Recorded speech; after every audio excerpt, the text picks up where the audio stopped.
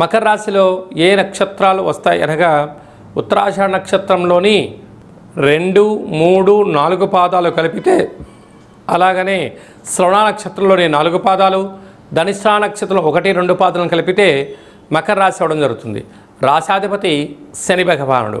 వీరికి ద్వితీయంలో ధనస్థానంలో రాహు సంచారం చేయడం వల్ల అనేక మంది మీ దగ్గర ధనం ఉందని, జ్ఞానం ఉందని, సమయం ఉందని తెలుసుకొని వాటన్నిటిని వాళ్ళు సద్వినియోగపరచుకోవడానికి అనేక మంది పొంచి ఉన్నారు. తస్మాత్ జాగ్రత్త. ఇలాంటి కాల సమయంలో పోయిన ధనం తిరిగి రాదు, వెచ్చించిన సమయం తిరిగి రాదు, మీరు వారితో పొందినటువంటి సమయాన్ని కూడా తిరిగి రాదు అని చెప్పి గమనించగలగాలి. తృతీయంలో శని భగవానుడు జలరాశిలో ఉండడం వలన విదేశాలకు వెళ్ళాలి, అన్నదమ్ముళ్లతో, అక్కాచెల్లెలతో, తల్లిదండ్రులతో, పార్ట్నర్షిప్ వ్యవహార కార్యక్రమాలతో